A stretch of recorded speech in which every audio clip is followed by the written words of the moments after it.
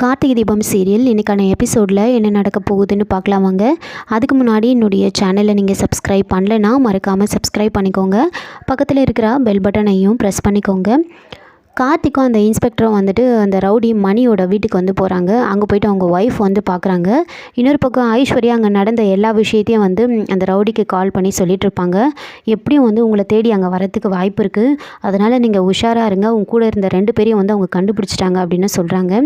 உடனே அந்த ரவுடி என்ன பண்ணுறாங்கன்னா, அவங்க கூட இருந்தவங்க 2 பேரோட மொபைலையும் வந்து வாங்கி வச்சிட்ருக்காங்க. இன்னொரு பக்கம் வந்துட்டு கார்த்திக்கும் அந்த இன்ஸ்பெக்டரும் வந்து அவங்க ஒய்ஃப் கிட்ட வந்து விசாரிச்சிட்ருக்காங்க. உங்கள் வீட்டுக்காரர் எங்கம்மா அப்படின்னு கேட்க, எனக்கு தெரியாது சார், அவர் வாரத்துக்கு ஒரு முறை தான் வருவார், ஆனால் எங்கே போகிறோன்னா என்கிட்ட சொல்ல மாட்டார் அப்படின்னு சொல்ல, அதுக்கு இன்ஸ்பெக்டர் வந்துட்டு, இங்கே பாருமா, ஒழுங்கு மரியாதையாக உண்மையை சொல்லிவிடு, இல்லைனா வந்து நான் வேறு மாதிரி விசாரிக்க வேண்டியது இருக்கும், லேடி கான்ஸ்டபிளை வர சொல்லுங்கள் அப்படின்னு சொல்ல, அவங்க ஒய்ஃப் வந்து ரொம்ப பயப்படுறாங்க. அப்போ கார்த்திக் வந்துட்டு, சார் இருங்க சார், பொறுமையாக விசாரிப்போம் அப்படின்னு சொல்லி அவங்கக்கிட்ட ரொம்ப பொறுமையாக கேட்குறாரு.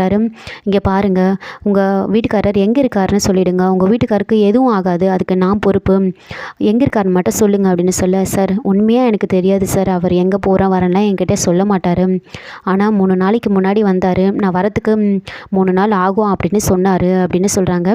இதுக்கு மேலே எனக்கு எதுவுமே தெரியாது அப்படின்னு சொல்கிறாங்க. கார்த்திக் இன்னும் ரொம்ப ரெக்வஸ்ட் பண்ணி கேட்குறாங்க, உங்கள் வீட்டுக்காரருக்கு எதுவும் ஆகாது, நீங்கள் பயப்படாதீங்க, ஏதாவது விஷயம் இருந்தால் சொல்லுங்கள் அப்படின்னு சொல்கிறாங்க. அப்போ அவங்க ஒய்ஃப் வந்துட்டு என்ன சொல்கிறாங்கன்னா, சார் அவர் வந்து யாருக்கும் தெரியாமல் ஒரு மொபைல் வந்து வச்சுருக்காரு, அந்த நம்பரை என்கிட்ட கொடுத்துட்டு போயிருக்காரு, ஆனால் இது வரைக்கும் அந்த நம்பருக்கு நான் கால் பண்ணது கிடையாது அப்படின்னு சொல்ல, அந்த நம்பரை கொடுங்க அப்படின்னு கேட்குறாங்க.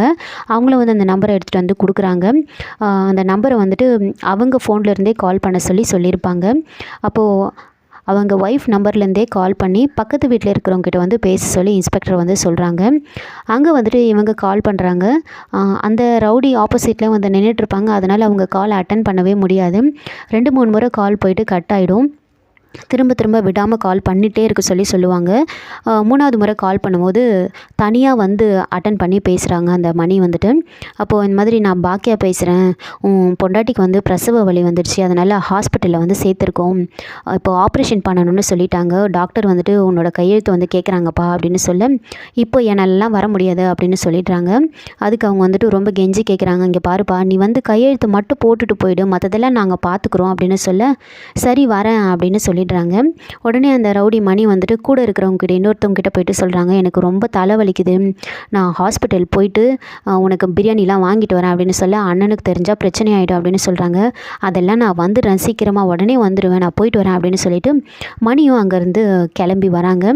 உடனே இன்ஸ்பெக்டர் என்ன பண்ணுறாருன்னா, ஒரு ஹாஸ்பிட்டல் நேமை சொல்லி, நாம் எல்லாரும் வந்து இப்போ அந்த ஹாஸ்பிட்டலுக்கு போகணும் அப்படின்னு சொல்லிட்டு மணியையும் அதே ஹாஸ்பிட்டலுக்கு தான் வர சொல்லியிருப்பாங்க. எல்லோரும் வந்து அங்கேருந்து போகிறாங்க. அந்த பக்கத்து வீட்டுக்கார அம்மா, அவங்களோட ஒய்ஃபு, கார்த்திக்கு, அந்த இன்ஸ்பெக்டர்னு எல்லோரும் வந்து அந்த ஹாஸ்பிட்டலுக்கு வந்து போயிட்டுருக்காங்க. இன்னொரு பக்கம் மீனாட்சி, தீபா, மைதிலி இவங்க 3 பேரும் வந்து பேசிகிட்டு இருப்பாங்க. அப்போ மீனாட்சி வந்து சொல்கிறாங்க, எல்லாத்துக்கும் காரணம் அந்த ராஜேஸ்வரி, ஐஸ்வர்யா வீட்டுக்கு வந்திருக்காள் இந்த ரியா, இவங்க 3 பேரும் தான் காரணம் அப்படின்னு சொல்ல, அதுக்கு தீபா வந்துட்டு ஐஸ்வர்யாவுக்கு சப்போர்ட்டாக பேசுகிறாங்க.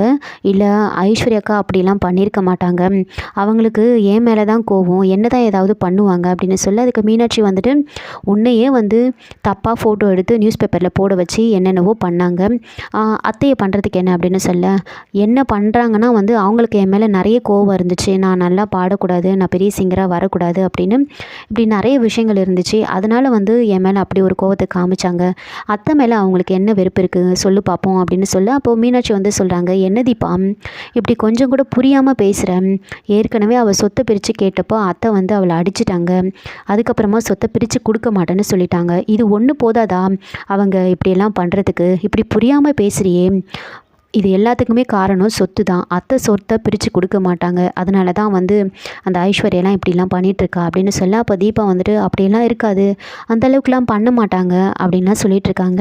அப்போ மீனாட்சி, இல்லை அவங்க தான் கண்டிப்பாக பண்ணியிருப்பாங்க அப்படின்னு பேசிகிட்டு இருக்காங்க. கார்த்திக்கும் அந்த இன்ஸ்பெக்டரும் வந்துட்டு ஹாஸ்பிட்டலுக்கு போயிடுவாங்க. அவங்க ஒய்ஃபை வந்துட்டு ஒரு ரூமில் வந்து படுக்க வச்சுருப்பாங்க. வெளியில் வந்து அவங்க வீட்டுக்காரம்மா, அவங்க பக்கத்து வீட்டுக்காரம்மா வந்து நின்றுட்டுருப்பாங்க.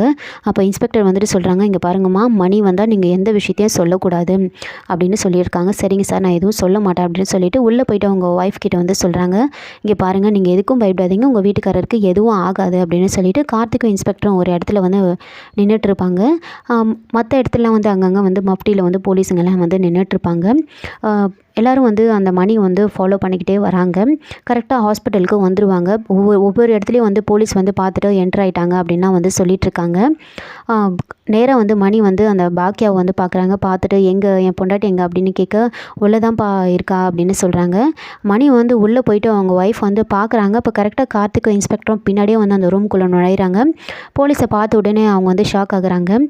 பார்த்துட்டு அப்படியே வந்து பிடிச்சிடுறாங்க. அடிக்கிறதுக்கு வராங்க இன்ஸ்பெக்டர் வந்துட்டு. அப்போது அவங்க ஒய்ஃப் வந்து ரொம்ப பதட்டமாகறாங்க. சார் என்ன சார் எதுவும் பண்ண மாட்டேன் தானே சொன்னீங்க, இப்போ எதுக்காக சார் அடிக்கிறீங்க, எங்கள் வீட்டுக்காரர் அடிக்காதீங்க அப்படின்னு அவங்க ஒரு பக்கம் கெஞ்சுறாங்க. அப்போது கார்த்திக் வந்துட்டு நான் தான் சொன்னல உங்கள் வீட்டுக்காரருக்கு எதுவும் ஆகாது அப்படின்னு சொல்கிறாங்க. அப்போ இன்ஸ்பெக்டர் வந்துட்டு இங்கே பாரு, ஒழுங்காக உண்மையை சொல்லிவிடு, ஒழுங்காக உண்மையை சொன்னேன்னா உனக்கு பெருசாக எந்த தண்டனையும் இருக்காது. அபிராமி அம்மாவை எங்கே கடத்தி வச்சுருக்கீங்க, உண்மையை சொல்லுங்கள் அப்படின்னு சொல்ல அதுக்கு அவங்க வந்துட்டு என்ன சொல்கிறாங்கன்னா சார் எனக்கு தெரியாது சார் அப்படின்னு சொல்கிறாங்க.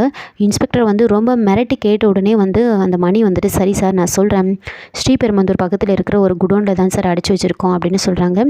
உடனே மணியை கூட்டிகிட்டு நேராக அங்கே வந்து போயிட்டுருக்காங்க.